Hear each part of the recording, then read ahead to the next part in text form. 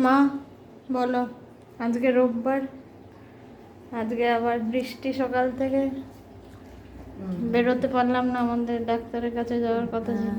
বেরোনো হয়নি, ওই জন্য আজকে রান্না আমার মেয়ে করেছে, শুধু আমি খিচুড়িটা করে দিয়েছি।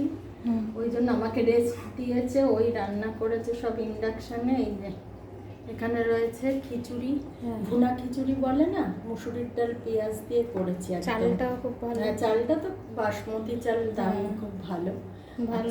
হ্যাঁ, ভুনা খিচুড়ি করেছি।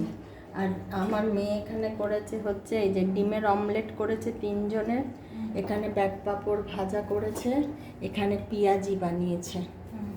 আজকে এই হলো মেনু বৃষ্টির দিনে। একদম পারফেক্ট, একদম।